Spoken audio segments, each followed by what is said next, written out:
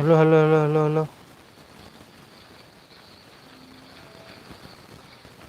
Hello hello hello hello hello. जल्दी जल्दी जुड़ जाइए सभी लोग। Hello hello hello hello hello. जल्दी जल्दी जुड़ जाइए सभी लोग। Hello hello hello hello hello. जल्दी जल्दी जुड़ जाइए सभी लोग। चलिए हम आज की क्लास को अब हम स्टार्ट करते हैं। नमस्ते दोस्तों, मैं प्रिंस आपका तहे दिल से स्वागत करता हूं आपका अपना प्यारा सा YouTube channel Rathore online academy में। दोस्तों, हमने पिछले 3 लेक्चर में इम्पोर्टेंट शॉर्ट क्वेश्चन कर रहे हैं। आज हम चौथा लेक्चर लेकर आए हैं। चौथा लेक्चर में भी हम इम्पोर्टेंट शॉर्ट क्वेश्चन को करेंगे। तो चलिए आज के क्लास को हम बिना देर किए हुए स्टार्ट करते हैं। जो लोग जुड़े हुए हैं एक बार नीरज कुमार ऑफिशियल एक बार बता दीजिएगा, ऑडियो और वीडियो की क्वालिटी सब कैसा है? सही से दिख रहा है, सही से सुनाई दे रहा है या नहीं? एक बार बता दीजिए तो सही से दिख रहा है या नहीं।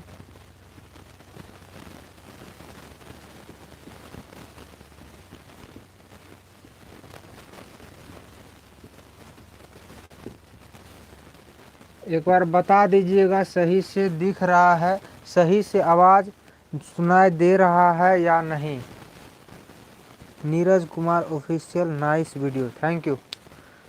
तो चलिए हम आज की क्लास को बिना देर किए हुए स्टार्ट करते हैं। आप क्वेश्चन देख रहे होंगे कि क्वेश्चन है अवतल दर्पण का उपयोग को लिखिए। अगर यह क्वेश्चन आपसे पूछा जाता है तो कोशिश कीजिएगा अपने शब्द में आंसर देने का। क्या? अपने शब्द में आंसर देने का। अगर यह क्वेश्चन पूछा जाता है कि अवतल दर्पण का उपयोग को लिखिए, ये क्वेश्चन शॉर्ट में भी पूछा जा सकता है और लॉन्ग में भी पूछा जा सकता है। ज़्यादातर शॉर्ट में ही पूछा जाता है। ये अगर शॉर्ट में पूछा जाता है तो आप 2 से 3 उपयोग देकर आगे निकल सकते हैं, इसमें कोई आपका दोष नहीं है। तो चलिए आज की क्लास को हम स्टार्ट करते हैं। पहला है अवतल दर्पण का उपयोग को लिखें। क्वेश्चन है अवतल दर्पण का उपयोग को लिखें। अगर तो सबसे पहले हम लिखेंगे अवतल दर्पण का उपयोग निम्न है। क्या है? अवतल दर्पण का उपयोग निम्न है। अवतल दर्पण का उपयोग निम्न है। एक बार जो लोग जुड़े हुए हैं वीडियो को शेयर कर दीजिएगा प्लीज़। अगर नए हैं तो चैनल को सब्सक्राइब कर लीजिएगा। सबसे पहला हम लिखेंगे अवतल दर्पण का उपयोग हजामती दर्पण के रूप में किया जाता है। किसके रूप में? तो अवतल दर्पण का उपयोग अवतल दर्पण का उपयोग, जहां समझ में न आए तुरंत कमेंट कीजिएगा। अवतल दर्पण का उपयोग हजामती दर्पण के रूप में किया जाता है। हजामती यानी दाढ़ी बनाने में किया जाता है। हजामती दर्पण का हजामती दर्पण के रूप में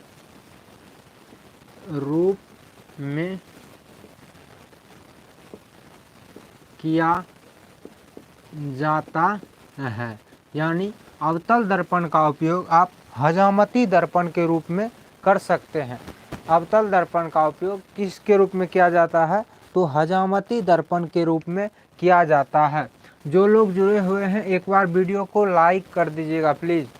चैनल को सब्सक्राइब, अगर नए हैं तो चैनल को सब्सक्राइब कर लीजिएगा और अपने दोस्त के साथ शेयर ज़रूर कीजिएगा। आगे हम लिखेंगे कि अवतल दर्पण का उपयोग सोलर कुकर में परावर्तक के रूप में किया जाता है। अवतल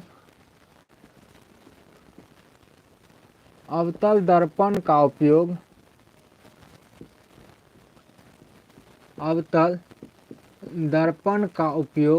सोलर कुकर में अवतल दर्पण का उपयोग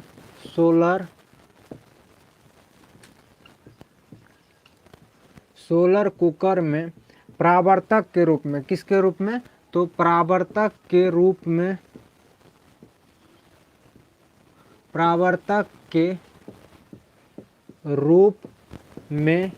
किया जाता है अवतल दर्पण का उपयोग।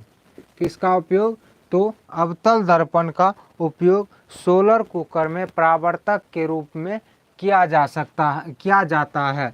आगे हम लिखेंगे 3 नंबर में कि अवतल दर्पण का उपयोग, आगे हम लिखेंगे अवतल दर्पण का उपयोग डॉक्टरी क्षेत्र में, अवतल दर्पण का उपयोग, अवतल दर्पण का उपयोग, अवतल दर्पण का उपयोग डॉक्टरी क्षेत्र में। किस क्षेत्र में? तो डॉक्टरी क्षेत्र में कान को, कौन सा? कान, नाक इत्यादि के आंतरिक भाग, इत्यादि के आंतरिक यानी अंदर के भाग, इत्यादि के आंतरिक भाग यानी अंदर के भाग, आंतरिक भाग में किया जाता है, इत्यादि के आंतरिक भाग में किया जाता है। अवतल दर्पण का उपयोग कान, नाक इत्यादि के आंतरिक भाग को देखने में किया जाता है। इत्यादि के आंतरिक भाग को देखने में, आंतरिक भाग को देखने में किया जाता है, इत्यादि के आंतरिक भाग को देखने में किया जाता है। आप अवतल दर्पण का उपयोग कर सकते हैं, यानी डॉक्टरी क्षेत्र में अवतल दर्पण का उपयोग कान, नाक इत्यादि के आंतरिक भाग को देखने में किया जाता है। अब शॉर्ट क्वेश्चन में अगर पूछा जाए तो शॉर्ट क्वेश्चन में इतना आप लिख देते हैं, तो इससे ज़्यादा लिखने का कोई ज़रूरत नहीं है। इतना लिख के आप निश्चिंत हो सकते हैं, आपका 1 मार्क भी नहीं कटेगा। लेकिन 3 ही हम लिखे, हम तो ज़्यादा लिखेंगे ना, हम कम से कम 5 लिखेंगे, 5 उपयोग को लिखेंगे, ताकि ये याद नहीं रहा तो ये याद रहेगा, और ये याद नहीं रहा तो ये याद रहेगा, कोई ना कोई 3 तो आपको याद जरूर रहेगा। तो आगे हम 4 नंबर में लिखेंगे कि अवतल दर्पण का उपयोग, क्या? अवतल दर्पण का उपयोग गाड़ी के हेडलाइट में किया जाता है। किस में किया जाता है? तो अवतल दर्पण का उपयोग, अवतल दर्पण का उपयोग, अवतल दर्पण का उपयोग गाड़ी के हेडलाइट में, किस में? गाड़ी के हेडलाइट में, किस में? गाड़ी के हेडलाइट में किया जाता है, हेडलाइट में किया जाता है। किसका उपयोग? तो अवतल दर्पण का उपयोग। आप कहेंगे हेडलाइट क्या होता है? तो गाड़ी का जो मेन लाइट होता है, अगला लाइट, बड़ा वाला लाइट, तो उसी को हेडलाइट कहते हैं। हेडलाइट में अवतल दर्पण का उपयोग किया जाता है। अगर हम 5 नंबर में बात करें तो 5 नंबर में हम बात करें तो अवतल दर्पण का उपयोग सर्चलाइट में किया जाता है। अवतल दर्पण का उपयोग, अवतल दर्पण का उपयोग, अवतल दर्पण का उपयोग सर्चलाइट में,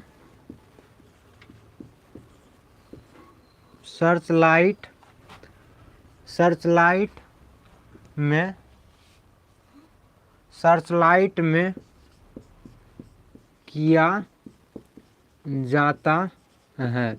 किसका उपयोग? तो अवतल दर्पण का उपयोग। अवतल दर्पण का उपयोग सर्चलाइट में किया जाता है। अवतल दर्पण, पहला हमने लिखा कि अवतल दर्पण का उपयोग हजामती दर्पण के रूप में किया जाता है। किसके रूप में? तो हजामती दर्पण के रूप में, हजामती दर्पण के रूप में किया जाता है। अगर आप कहेंगे कि हजामती दर्पण क्या होता है, हजामती का मतलब क्या होता है, तो हजामती का मतलब होता है दाढ़ी बनाना। दाढ़ी दाढ़ी बनाने में अवतल दर्पण का उपयोग किया जाता है। आगे हमने लिखा कि अवतल दर्पण का उपयोग सोलर कुकर में किया जाता है परावर्तक के रूप में। अवतल दर्पण का उपयोग सोलर कुकर में परावर्तक के रूप में किया जाता है। हमने 3 नंबर में लिखा कि अवतल दर्पण का उपयोग डॉक्टरी क्षेत्र में कान, नाक इत्यादि के आंतरिक भाग को देखने में किसका उपयोग किया जाता है, तो अवतल दर्पण का उपयोग किया जाता है। हमने 4 नंबर में लिखा कि अवतल दर्पण का उपयोग गाड़ी के हेडलाइट में किया जाता है। किसमें, तो गाड़ी के हेडलाइट में किसका उपयोग किया जाता है, तो अवतल दर्पण का उपयोग किया जाता है। 5 नंबर में हमने लिखा कि अवतल दर्पण का उपयोग सर्च लाइट में किया जाता है। यहाँ तक आप लोग अच्छी तरह से समझ गए होंगे। अब हम अगला क्वेश्चन को लेते हैं। अगला क्वेश्चन है आपका अगला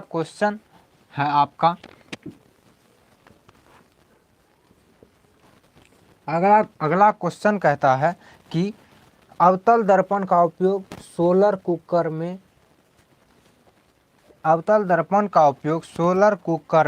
परावर्तक के रूप में क्यों किया जाता है। अवतल दर्पण का उपयोग, क्वेश्चन है अवतल दर्पण का उपयोग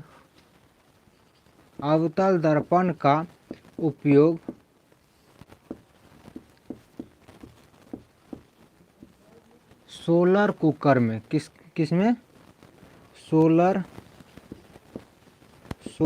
कुकर में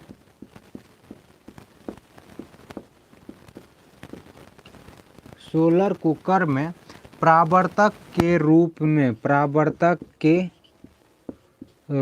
में क्यों किया जाता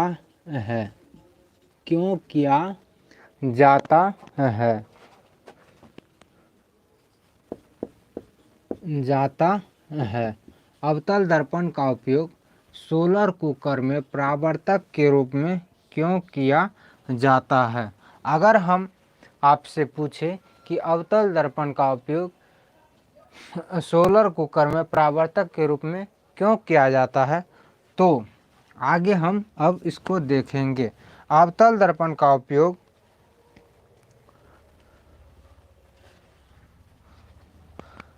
सोलर कुकर में परावर्तक के रूप में क्यों किया जाता है, आगे इसको हम अच्छी तरह से समझते हैं।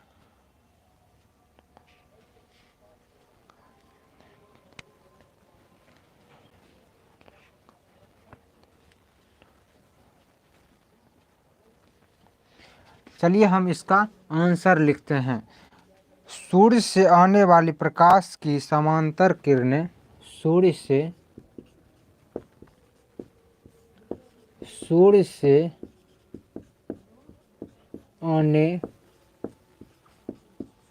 से आने वाली प्रकाश की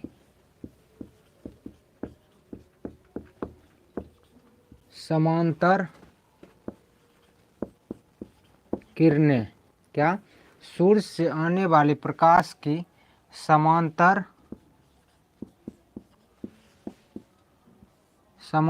किरणें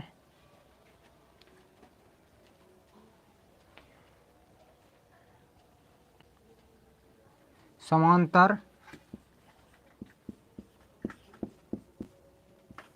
किरणों की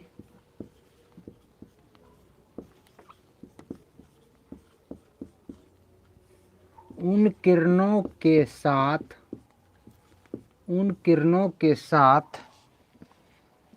आने वाली ऊष्मीय विकिरण को उन किरणों के साथ आने वाली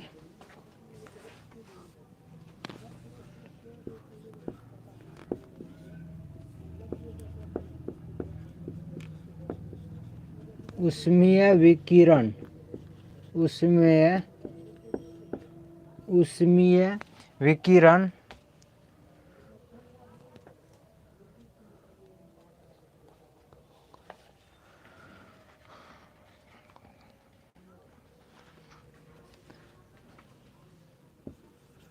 विकिरण को अवतल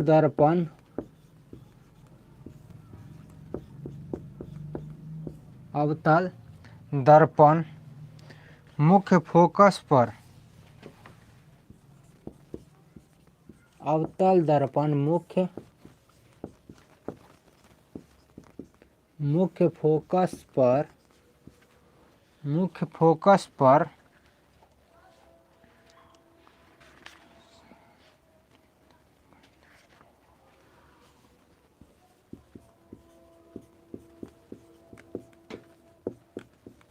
अभिसरित कर देती है।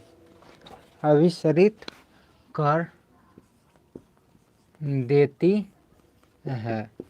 अभिसरित कर देती है। फलस्वरूप ताप बढ़ता जाता है।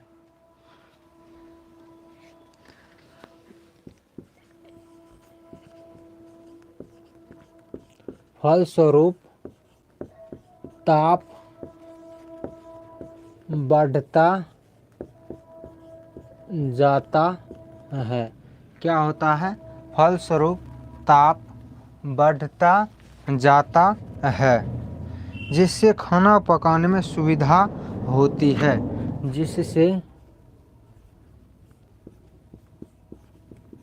जिससे खाना पकाने में सुविधा होती जिससे खाना पकाने में सुविधा होती है।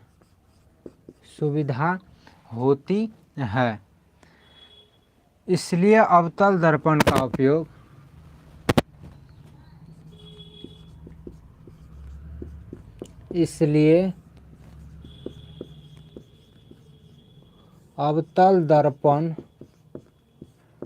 का उपयोग अवतल दर्पण का उपयोग सोलर कुकर में परावर्तक के रूप में किया जाता है।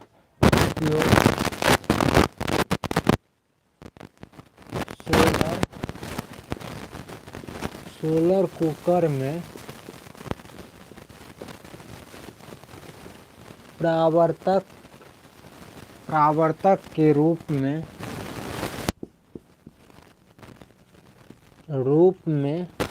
किया जाता है। परावर्तक के रूप में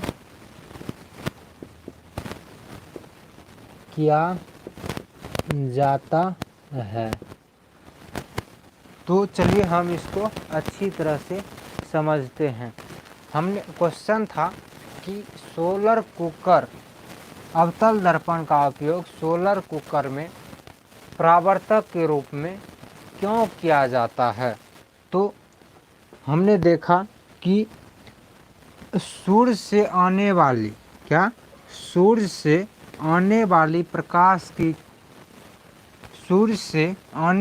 प्रकाश की समांतर किरणों तक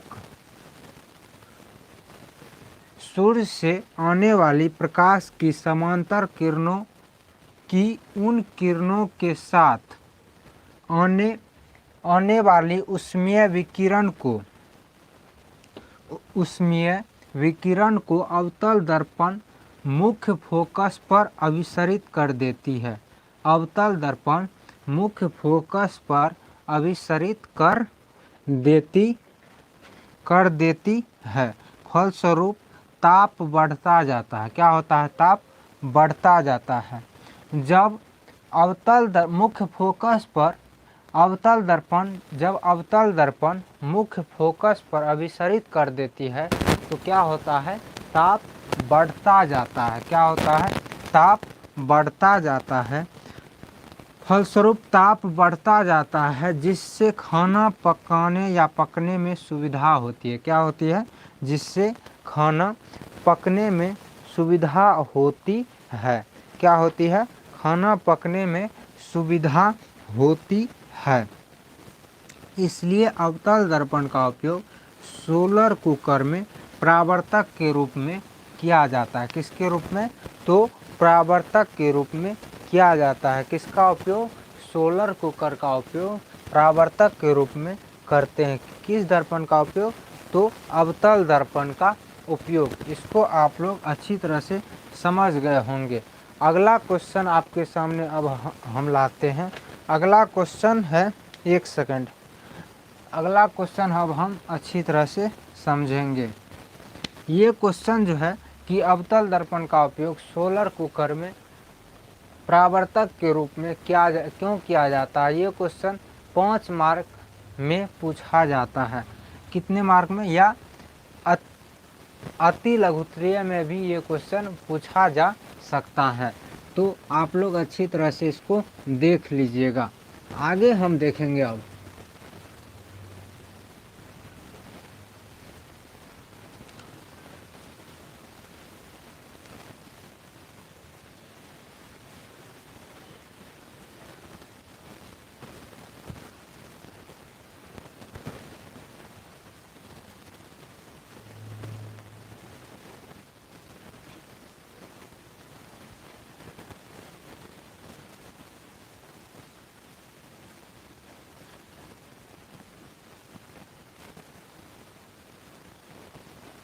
अगला क्वेश्चन की अगर हम बात करें तो अगला क्वेश्चन कहता है कि उत्तल दर्पण का प्रमुख उपयोग को लिखें। क्या क्वेश्चन है? कि क्वेश्चन है उत्तल दर्पण का उपयोग को लिखें। क्वेश्चन है आपका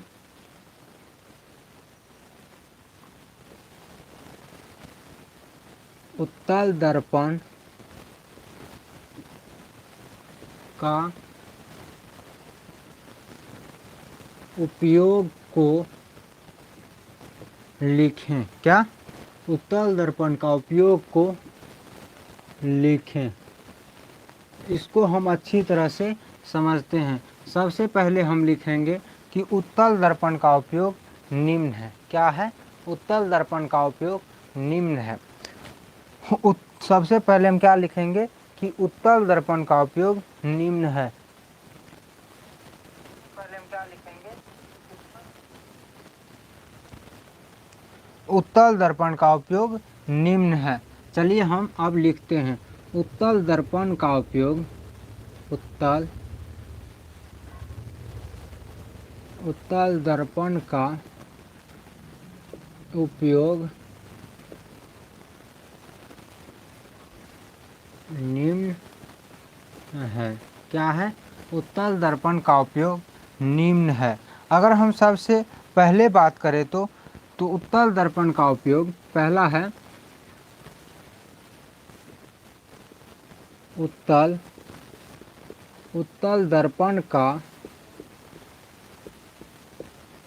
उपयोग साइड मिरर के रूप में किया जाता है। उत्तल दर्पण का उपयोग साइड मिरर के रूप में किया जाता है। किसके रूप में? तो उत्तल दर्पण का उपयोग साइड मिरर के रूप में किया जाता है। किसके रूप में किया जाता है? साइड मिरर के रूप में किया जाता है। अगर हम 2 नंबर में बात करें तो उत्तल दर्पण का उपयोग,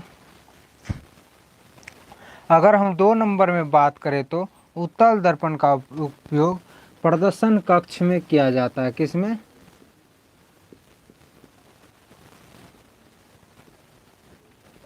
प्रदर्शन कक्ष में उत्तल दर्पण का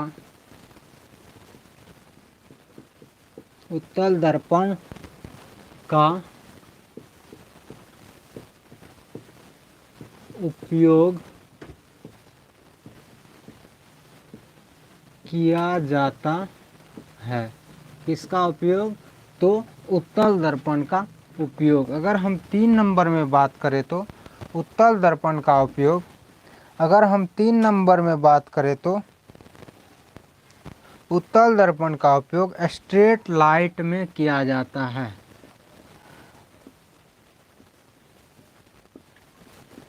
स्ट्रेट लाइट में उत्तल दर्पण का उपयोग किया जाता है। किसमें? स्ट्रेट लाइट में उत्तल दर्पण का उपयोग किया जाता है। अगर हम ये 2 नंबर में ये क्वेश्चन आपसे पूछा जाएगा, कितने मार्क में? तो 2 मार्क में ये क्वेश्चन आपसे पूछा जाएगा।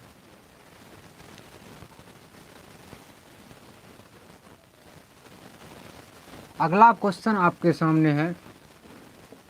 तो ये उत्तल दर्पण का उपयोग आप लोग अच्छी तरह से समझ गए होंगे।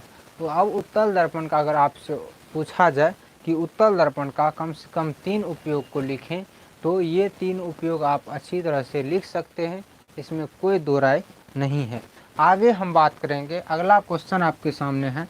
क्वेश्चन है आपके सामने, हम वाहनों में उत्तल दर्पण को साइड मिरर के रूप में उपयोग क्यों करते हैं? क्वेश्चन है, वाहन में उत्तल दर्पण का उपयोग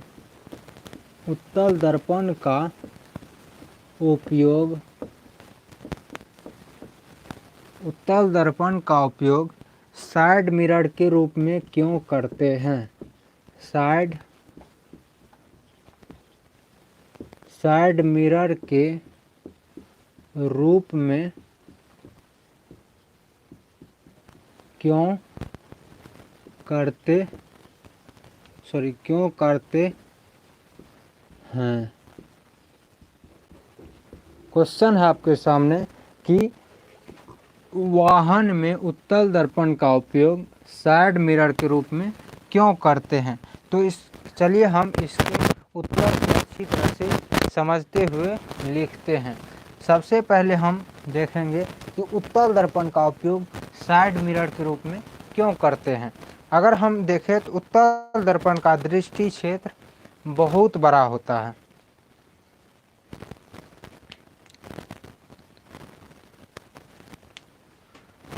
चलिए हम अच्छी तरह से समझते हुए लिखते हैं कि सबसे पहले हम लिखेंगे कि उत्तल दर्पण का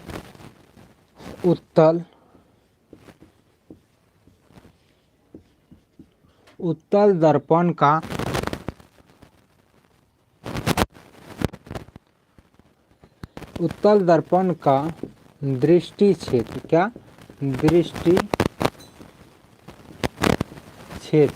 उत्तल दर्पण का दृष्टि क्षेत्र बहुत बड़ा होता है।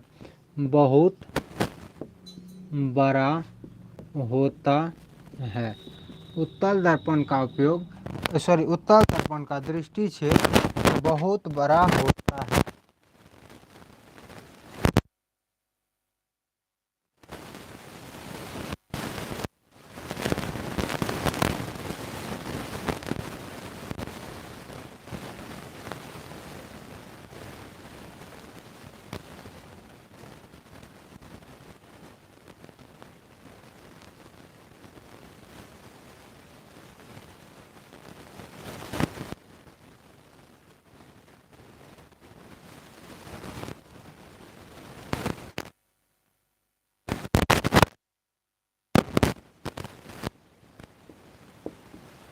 वस्तु का प्रतिबिंब छोटा आभासी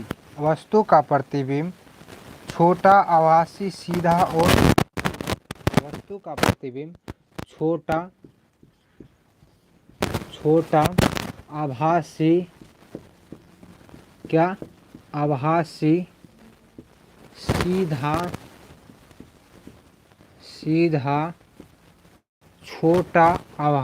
सीधा और नज़दीक बनता है। क्या बनता है? और नज़दीक बनता है। क्या बनता है? छोटा आभासी और नज़दीक बनता है,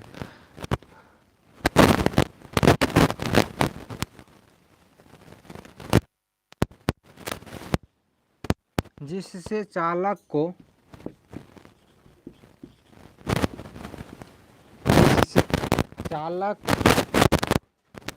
जिससे चालक को यानी गाड़ी चलाने वाले को चालक को पीछे की वस्तु को पीछे की वस्तु को देखने में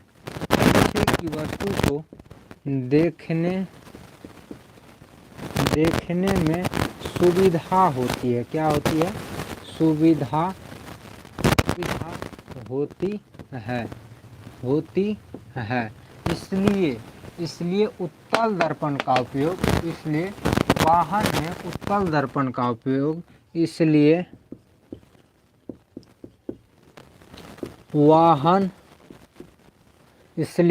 वाहन में उत्तल दर्पण का उपयोग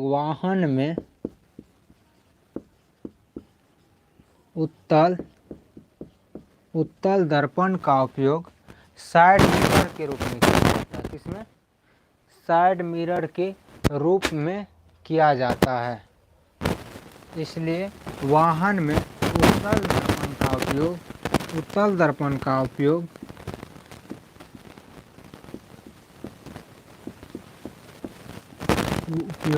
साइड मिरर के रूप में किया जाता है।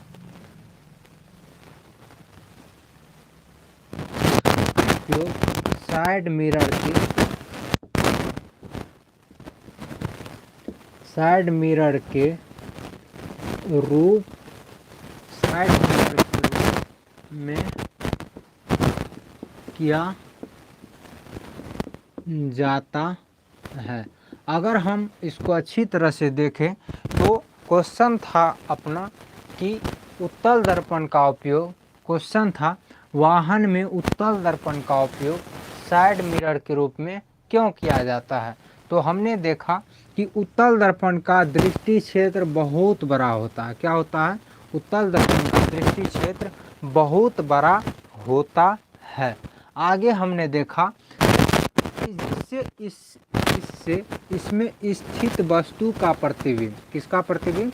वस्तु का प्रतिबिंब छोटा, कैसा? छोटा आभासी और सीधा और नज़दीक बनता है। क्या बनता है?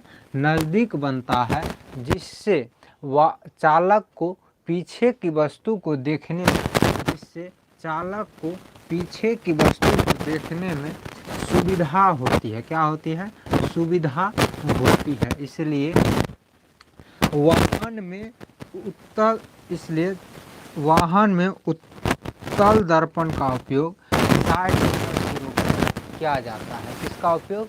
वाहन में उत्तल दर्पण का उपयोग साइड मिरर के रूप में किया जाता है। आप लोग इसको अच्छी तरह से समझ रहे होंगे। अगला क्वेश्चन आपके सामने अब हम लाते हैं। अगला क्वेश्चन की अगर हम बात करें तो अगला क्वेश्चन है आपके सामने, एक सेकंड।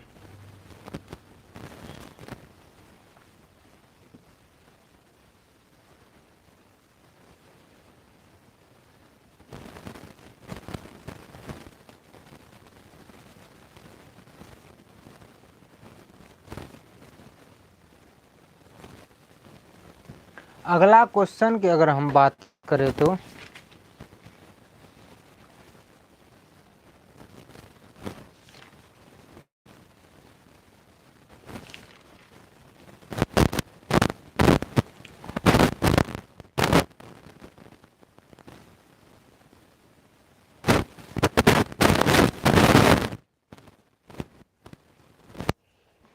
अगला क्वेश्चन आपके सामने कितना, ये भी क्वेश्चन बहुत ही इम्पोर्टेंट है। जितना इम्पोर्टेंट है आप समझ नहीं सकते हैं। आप जब क्वेश्चन बैंक को बनाते हैं तो ये सब क्वेश्चन अवश्य देखने को मिलेगा। इस सब क्वेश्चन को नज़रअंदाज नहीं कीजिएगा, जुबान पे रट लीजिएगा, ताकि आपके बोर्ड एग्ज़ाम 2025 में एक भी क्वेश्चन आपका नहीं छूटे। क्या? एक भी क्वेश्चन आपका गलती से भी नहीं छूटे, आपको बोर्ड एग्ज़ाम में अच्छा मार्क आए। मार्क आपका मार्क ही मायने रखेगा कि आप पढ़ने में कैसा थे। ये आपका मेहनत को कोई आदमी नहीं देखेगा। अगला क्वेश्चन आपके सामने अब हम लाते हैं। अगला क्वेश्चन आपके सामने है कि अवतल दर्पण और उत्तल दर्पण में अंतर स्पष्ट करें। क्वेश्चन है अवतल दर्पण, क्वेश्चन है अवतल दर्पण। ध्यान से सुनिएगा, कमेंट कीजिएगा। क्वेश्चन है कि अवतल दर्पण और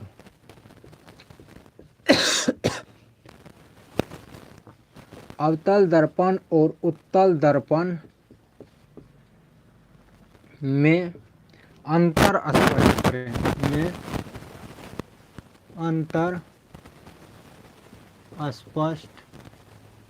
अंतर स्पष्ट करें। तो सबसे पहले अगर इस क्वेश्चन को आप लिख रहे हो तो सबसे पहले हम लिखेंगे कि उत्तल दर्पण और अवतल दर्पण में अंतर निम्न है। यानी अवतल दर्पण, सबसे पहले हम क्या लिखेंगे, अवतल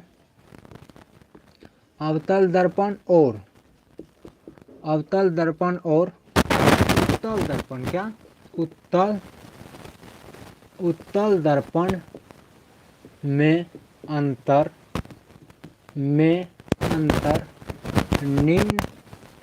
निम्न है। इतना आप लोग समझ गए हो। इतना आपको लिखना बहुत ही अनिवार्य है। अगर आप कोई भी क्वेश्चन को सही तरीका से बनाते हैं तो आपको कॉपी चेक करने वाला मार्क अवश्य देगा। आपका 1 मार्क काटेगा। एक तरफ हम लिखेंगे उत्तल दर्पण, एक तरफ अवतल दर्पण और दूसरी तरफ लिखेंगे, एक तरफ हम लिखेंगे अवतल दर्पण। क्या लिखेंगे, अवतल दर्पण, और दूसरी तरफ लिखेंगे, इसको थोड़ा उधर कर देते। एक तरफ हम लिखेंगे उत्तल दर्पण। क्या लिखेंगे, उत्तल दर्पण। यहाँ तक आप लोग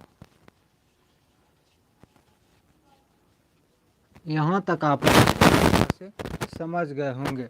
अगर हम अवतल दर्पण में बात करें तो अवतल दर्पण का परावर्तक सतह अंदर की ओर धंसा होता है। क्या होता है, सबसे पहला अंतर है कि अवतल दर्पण का, ध्यान से समझिएगा और देखिएगा, अवतल दर्पण का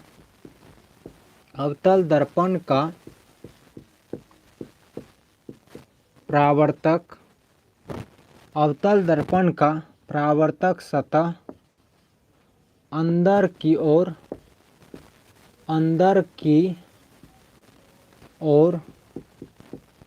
धंसा होता है। क्या होता है, अंदर की ओर धंसा होता है। अब कहेंगे ये कैसे, तो देखिए ये है कौन सा दर्पण, तो ये है अवतल दर्पण। क्या है, अवतल दर्पण। इसका परावर्तक सतह क्या है, अंदर की ओर धंसा हुआ है, बाहर से उभरा हुआ है, परावर्तक सतह अंदर की ओर धंसा हुआ है। तो यही कह रहा है कि अवतल दर्पण का परावर्तक सतह अंदर की ओर धंसा होता है। इसमें हम 1 नंबर में लिखेंगे कि उत्तल दर्पण का परावर्तक सतह, उत्तल दर्पण का परावर्तक सतह, उत्तल दर्पण का परावर्तक सतह बाहर की ओर, क्या, बाहर की ओर उभरा होता है। क्या होता है, बाहर की ओर उभरा होता है। ध्यान से देखिएगा, सुनिएगा और समझने का कोशिश कीजिएगा। क्वेश्चन था आपका उत्तल दर्पण और अवतल दर्पण में अंतर स्पष्ट करें। जो लोग जुड़े हुए हैं एक बार प्लीज़ वीडियो को लाइक ज़रूर कर दीजिएगा, और अगर नए हैं तो चैनल को सब्सक्राइब करना नहीं भूलिएगा। क्वेश्चन था आपका उत्तल दर्पण और अवतल दर्पण में अंतर स्पष्ट करें। हमने पहले लिखा कि अवतल दर्पण और उत्तल दर्पण में अंतर निम्न है। क्या लिखा? उत्तल दर्पण और अवतल दर्पण में अंतर निम्न है। उसके बाद हमने लिखा कि एक तरफ अवतल दर्पण लिखा और दूसरी तरफ क्या लिखा? उत्तल दर्पण। अगर आप देख रहे हैं तो ये पहला अंतर हमने लिखा, अवतल दर्पण का उपयोग अवतल दर्पण का परावर्तक सतह अंदर की ओर धंसा होता है। क्या होता है? अंदर की ओर धंसा होता है, और उत्तल दर्पण का परावर्तक सतह बाहर की ओर उभरा होता है। ध्यान से सुनिएगा और समझिएगा। अगला हम लिख रहे हैं कि अवतल दर्पण को अभिसारी दर्पण कहते हैं। कौन सा दर्पण? अवतल दर्पण को अवतल दर्पण को अभिसारी दर्पण कहते हैं। कौन सा दर्पण? अभिसारी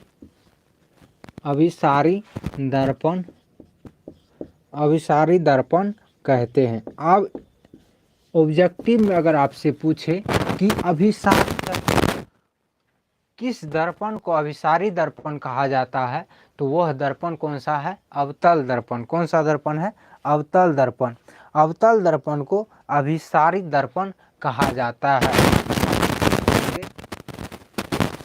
कि उत्तल दर्पण को अपसारी दर्पण कहते हैं। उत्तल दर्पण को अपसारी दर्पण कहते हैं। आप लोग यहाँ तक अच्छी तरह से समझ गए होंगे। उत्तल दर्पण को कौन सा दर्पण? अपसारी दर्पण। और अवतल दर्पण को कौन सा दर्पण? तो आप कहेंगे अभिसारी दर्पण कहा जाता है। आगे अगर हम बात करें 3 नंबर में, तो अगला अंतर हम लिख रहे हैं कि अवतल दर्पण में वास्तविक और आभासी दोनों प्रतिबिंब बनता। अवतल दर्पण में वास्तविक अवतल दर्पण में वास्तविक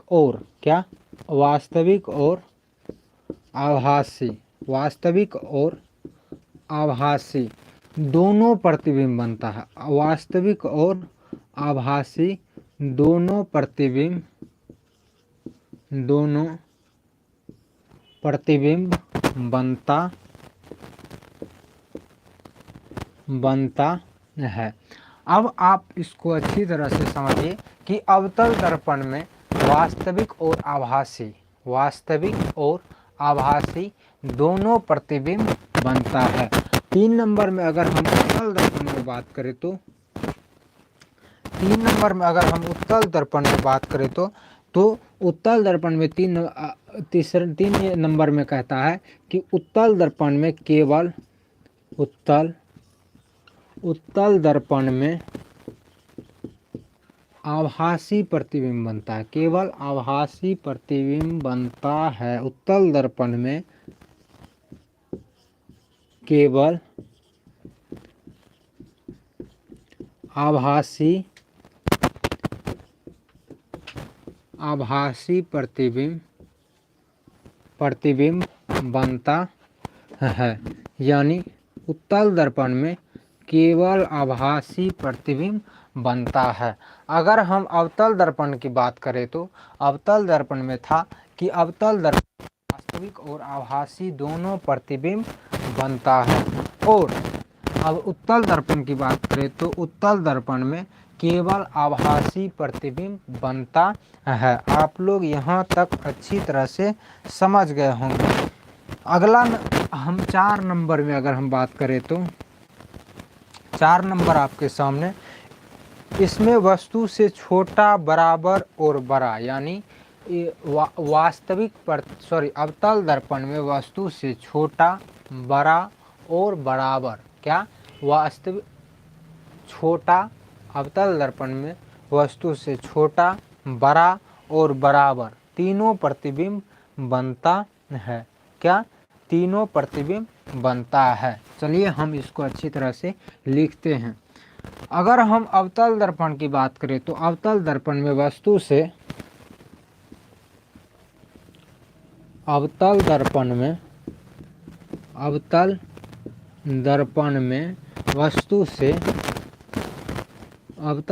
में वस्तु से छोटा क्या? छोटा बड़ा और बराबर, छोटा बड़ा और बराबर तीनों प्रतिबिंब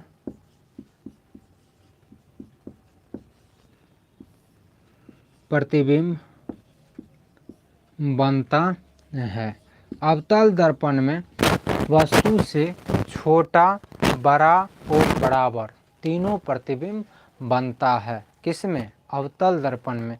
अगर हम आगे बात करें तो उत्तल दर्पण की अगर हम बात करें तो इसमें केवल छोटा प्रतिबिंब बनता है। कैसा प्रतिबिंब बनता है? तो उत्तल दर्पण में क्या? उत्तल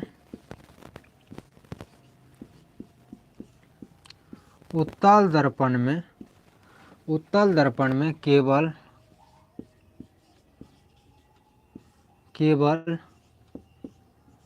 छोटा प्रतिबिंब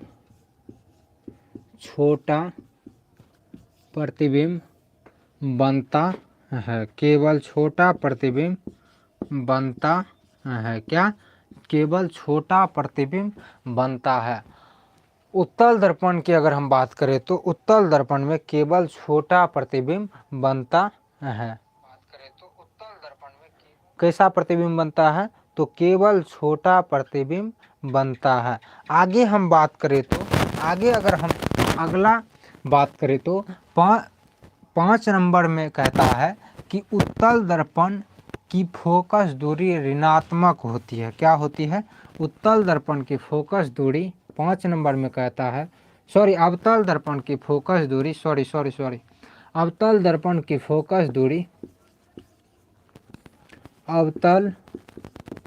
अवतल दर्पण की फोकस दूरी ऋणात्मक होती है। क्या होती है? अवतल दर्पण की फोकस दूरी ऋणात्मक होती है।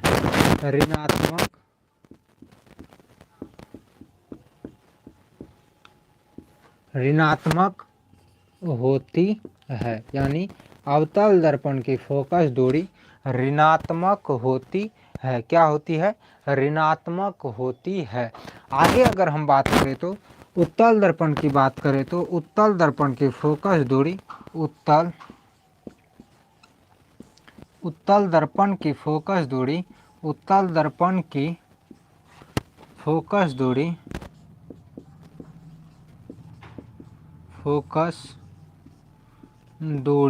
धनात्मक होती है। क्या होती है? धनात्मक होती है।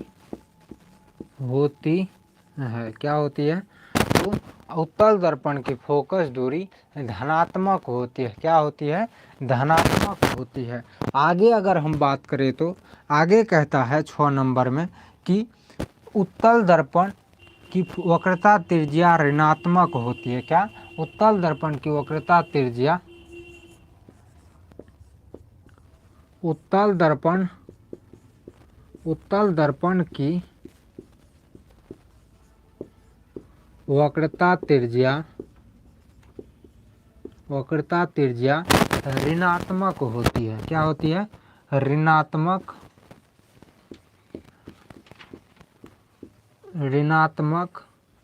होती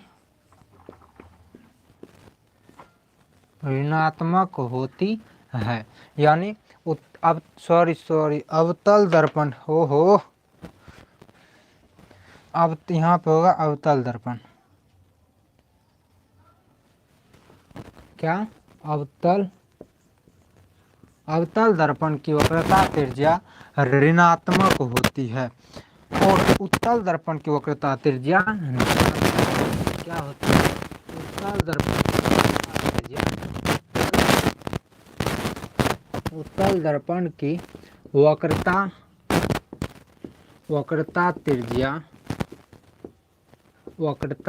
त्रिज्या धनात्मक होती है। क्या होती है? धनात्मक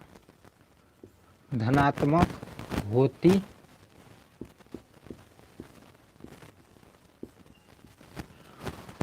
क्या होती है? तो उत्तल दर्पण की वक्रता त्रिज्या धनात्मक होती है और अवतल दर्पण की वक्रता त्रिज्या ऋणात्मक होती है। आगे अगर हम बात करें तो आगे हम अब और देखेंगे। आगे हम कितना नंबर देखेंगे? 7 नंबर। क्या नंबर? 7 नंबर।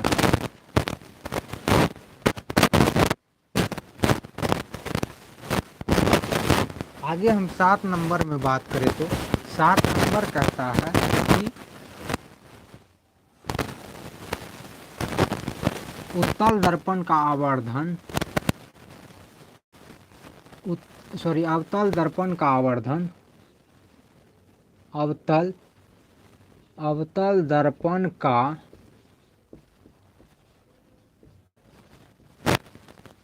आवर्धन धनात्मक और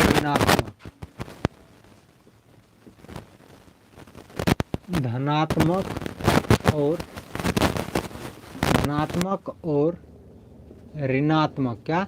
धनात्मक और ऋणात्मक दोनों होता है। क्या होता है?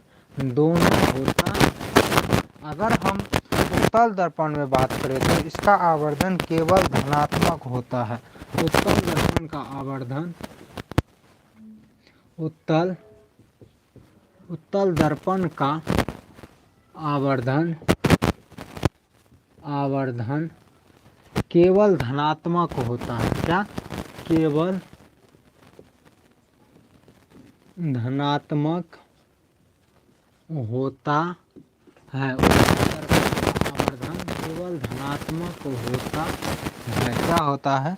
केवल धनात्मक होता है। यहाँ तक आप लोग अच्छी तरह से समझ गए होंगे। आगे हम बात करें तो अब हम बात करेंगे कि उत्तल दर्पण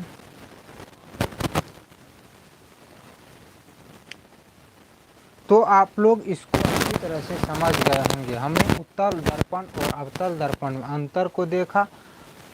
अब हम देखेंगे क्या? तो उत्तल दर्पण, एक सेकंड,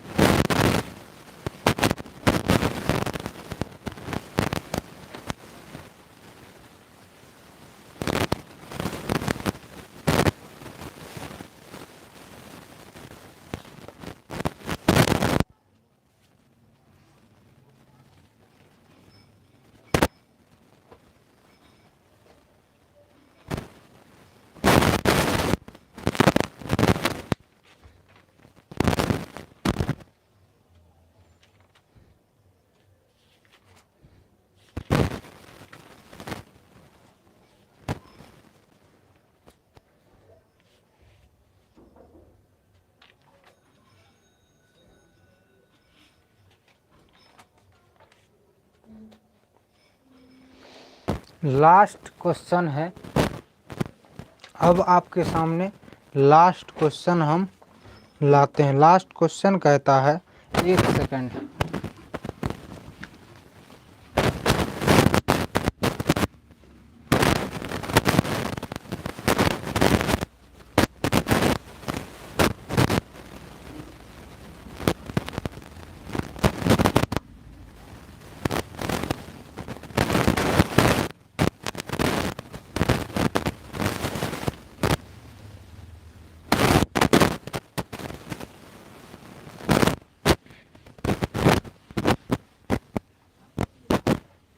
लास्ट क्वेश्चन कहता है कि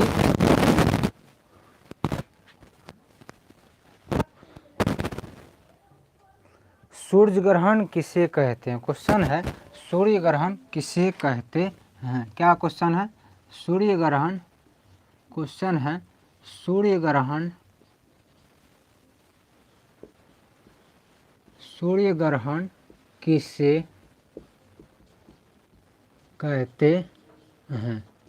क्या सूर्य ग्रहण किसे कहते हैं या सूर्य ग्रहण क्या है। तो चलिए हम इसको अच्छी तरह से समझते हैं। सूर्य ग्रहण कहता है जब, सूर्य ग्रहण क्या कहता है कि जब सूर्य और क्या, जब सूर्य और पृथ्वी के बीच, क्या, जब सूर्य और पृथ्वी के बीच, क्या, जब सूर्य और पृथ्वी के बीच चंद्रमा आ जाती है। जब सूर्य, माना कि ये है सूर्य, क्या है, सूर्य, और ये है पृथ्वी, ये है पृथ्वी और ये है चंद्रमा। जब सूर्य और पृथ्वी के बीच, इसको समझ लीजिए आप सूर्य, और इसको समझ लीजिए चंद्रमा, और इसको समझ लीजिए पृथ्वी, क्या, पृथ्वी। जब सूर्य और पृथ्वी के बीच चंद्रमा आ जाती है, क्या आ जाती है, चंद्रमा आ जाती है, तो सूर्य से निकलने वाली किरण, सूर्य से निकलने वाली किरण, जब सूर्य से निकलने वाली किरण पृथ्वी पर नहीं पहुंच पाती, पृथ्वी पर नहीं पहुंच पाती है, इसी को क्या कहते हैं। तो आप कहेंगे इसी को सूर्य ग्रहण कहते हैं। क्या कहते हैं? सूर्य ग्रहण कहते हैं। चलिए हम परिभाषा और फिगर दोनों के माध्यम से अच्छी तरह से समझते हैं और देखते हैं, ताकि आपको बोर्ड एग्जाम 2025 में इसको भूले ना, और अगर यह क्वेश्चन आता है तो आप अच्छी तरह से लिख पाए। जब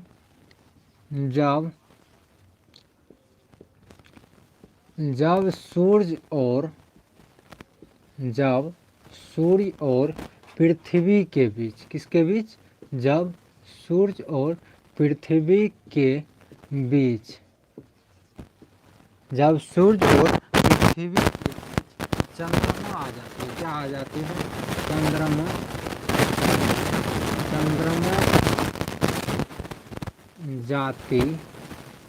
आ जाती है, तो आ जाती है, तो सूर्य